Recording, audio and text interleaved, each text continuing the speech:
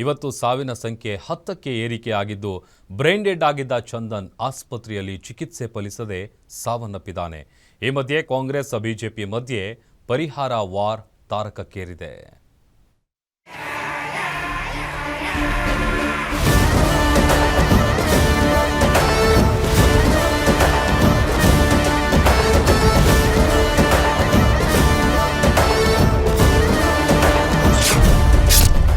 ಹಾಸನದಲ್ಲಿ ಸಾವಿನ ಉತ್ಸವ ಆಯಿತು ಗಣೇಶೋತ್ಸವ. ಗಣೇಶೋತ್ಸವ ಅಪಘಾತದಲ್ಲಿ ಸತ್ತವರ ಸಂಖ್ಯೆ 10ಕ್ಕೆ ಏರಿಕೆ. ಚಿಕಿತ್ಸೆ ಫಲಕಾರಿ ಆಗದೆ ಚಂದನ್ ಎಂಬ ಯುವಕ ಸಾವು. ಸ್ಥಳಕ್ಕೆ ಹಾಸನ ಉಸ್ತುವಾರಿ ಸಚಿವ ಕೃಷ್ಣ ಬೈರೇಗೌಡ ಭೇಟಿ. ಪರಿಹಾರ ವಿಚಾರದಲ್ಲಿ ಕಾಂಗ್ರೆಸ್ ಬಿಜೆಪಿ ಕಾದಾಟ.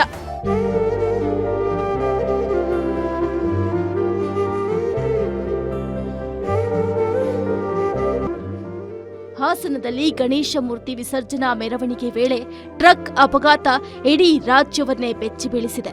ಇನ್ನು ಈ ದುರಂತದಿಂದ ಮೃತಪಟ್ಟವರಲ್ಲಿ ಯುವಕರ ಸಂಖ್ಯೆಯೇ ಹೆಚ್ಚಾಗಿದೆ.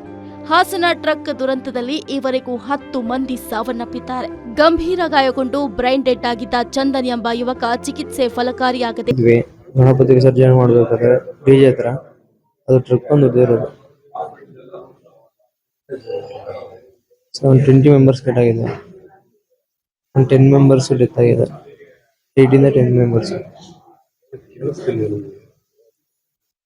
ಅಂದ್ರೆ ಅವನು ಡೈರೆಕ್ಟ್ ಬಂದಂಗೆ ಬಿಟ್ಟಿರೋ ಗಾಡಿ.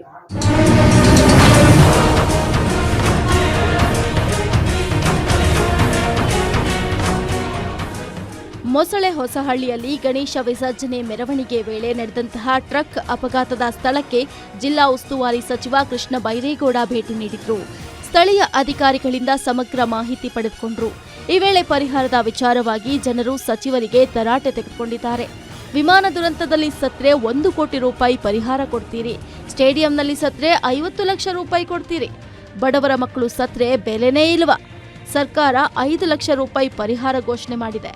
ಬಡವರ ಮಕ್ಕಳು ಸತ್ತಿದ್ದಾರೆ, ಹೆಚ್ಚಿನ ಪರಿಹಾರ ಕೊಡಬೇಕು.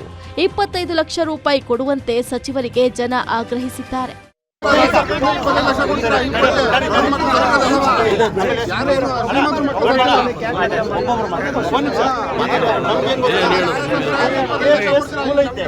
ಆದ್ರೆ ಮುಂದೆ ನೀವೇ ಬಂದು ಪರಿಶೀಲನೆ ಮಾಡಿ ತಪ್ಪಿದ್ರೆ ನೀವೇ ಮೂರಡಿ ಜಾಗದಲ್ಲಿ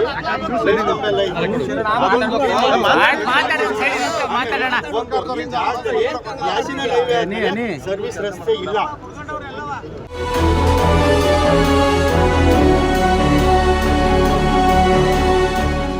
ಇನ್ನು ಗಾಯಾಳುಗಳು ಚಿಕಿತ್ಸೆ ಪಡೆಯುತ್ತಿರೋ ಆಸ್ಪತ್ರೆಗೆ ವಿಪಕ್ಷ ನಾಯಕ ಆರ್ ಅಶೋಕ್ ಭೇಟಿ ನೀಡಿ ಆರೋಗ್ಯವನ್ನ ವಿಚಾರಿಸಿದ್ರು. ಇದೇ ವೇಳೆ ಮಾತನಾಡಿದ ಆರ್ ಅಶೋಕ್ ಪರಿಹಾರದ ವಿಚಾರವಾಗಿ ಸರ್ಕಾರಕ್ಕೆ ಚಾಟಿ ಬೀಸಿದ್ದಾರೆ. ಸರ್ಕಾರ ಮಾನವೀಯತೆ ದೃಷ್ಟಿಯಿಂದ ಇದನ್ನ 25 ಲಕ್ಷಕ್ಕೆ ಏರಿಕೆ ಮಾಡಬೇಕು ಅನ್ನೋ ಆಗ್ರಹವನ್ನ ಮಾಡ್ತಾ ಇದ್ದೀರಿ. ಈಗಾಗಲೇ ಕೇಂದ್ರ ಸರ್ಕಾರನೂ ಕೂಡ ಪರಿಹಾರ ಘೋಷಣೆ ಮಾಡಿದೆ. ನಾವು ಬೇರೆ ಬೇರೆ ರಾಜ್ಯಕ್ಕೆ ಬಹಳಷ್ಟು ಪರಿಹಾರಗಳನ್ನು ಕೊಟ್ಟಿದ್ದೀರಿ. ನಮ್ಮ ರಾಜ್ಯದ ಜನ ಈ ತರ ಸಂಕಷ್ಟದಲ್ಲಿರುವಂತ ಸಂದರ್ಭದಲ್ಲಿ ನಾವು ಉದಾರತೆಯಿಂದ ನಾವು ಸಹಾಯ ಮಾಡಬೇಕು.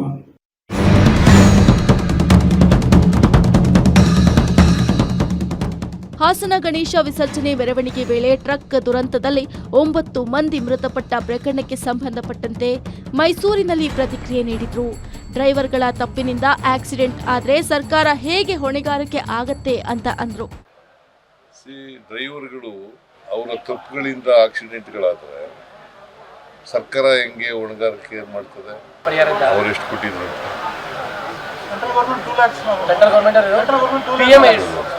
PM 2 ಲಕ್ಷ ಅನೌನ್ಸ್ ಮಾಡಿದ್ದಾರೆ. 5 ಲಕ್ಷ ಮಾಡಿದ್ರೆ 10 ಲಕ್ಷ ಮಾಡಿರ್ತಾರೆ. ಇವ್ರ ಕಾಲದ ಅಧಿಕಾರದಲ್ಲಿ ಇದ್ರಲ್ಲ, ಹಾಗೆ ಎಷ್ಟು ಮಾಡಿದ್ರು ಕೇಳದೇನಪ್ಪ? ಮತ್ತೆ ಮಾಡಿಲ್ವಲ್ಲ ಅವರು.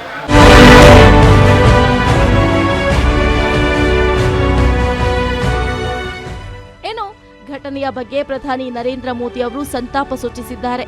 ಈ ಬಗ್ಗೆ ಎಕ್ಸ್ನಲ್ಲಿ ಪೋಸ್ಟ್ ಮಾಡಿರುವ ಮೋದಿ, ಕರ್ನಾಟಕದ ಹಾಸನದಲ್ಲಿ ನಡೆದಂತಹ ಅಪಘಾತ ಹೃದಯ ವಿದ್ರಾವಕವಾಗಿದೆ. ಮೃತರ ಕುಟುಂಬಗಳೊಂದಿಗೆ ನಾವು ಇದ್ದೀವಿ. ಗಾಯಗೊಂಡವರು ಆದಷ್ಟು ಬೇಗ ಚೇತರಿಸಿಕೊಳ್ಬೇಕು ಅಂತ ನಾನು ಪ್ರಾರ್ಥಿಸ್ತೇನೆ ಅಂತ ಹೇಳಿದ್ದಾರೆ. ಮೃತರ ಕುಟುಂಬಕ್ಕೆ PMNRFನಿಂದ 2 ಲಕ್ಷ ರೂಪಾಯಿ ಪರಿಹಾರ ನೀಡಲಾಗುವುದು. ಗಾಯಾಳುಗಳಿಗೆ 50,000 ರೂಪಾಯಿ ನೀಡಲಾಗುವುದು ಅಂತ ಪ್ರಧಾನಿ ಅವರು ಪೋಸ್ಟ್ನಲ್ಲಿ ತಿಳಿಸಿದ್ದಾರೆ.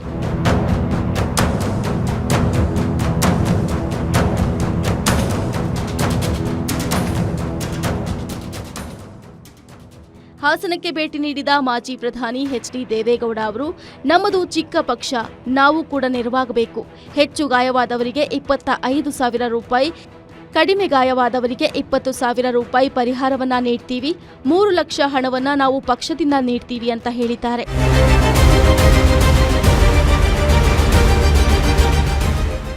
ಏನೇ ಆಗಲಿ, ಗಣೇಶೋತ್ಸವದ ಖುಷಿಯಲ್ಲಿ ಯುವಕರು ಅನಿರೀಕ್ಷಿತ ಅಪಘಾತದಿಂದ ಸಾವಿಗೆ ಈಡಾಗಿರೋದು ಮಾತ್ರ ದುರಂತವೇ ಸರಿ. News desk, guarantee news.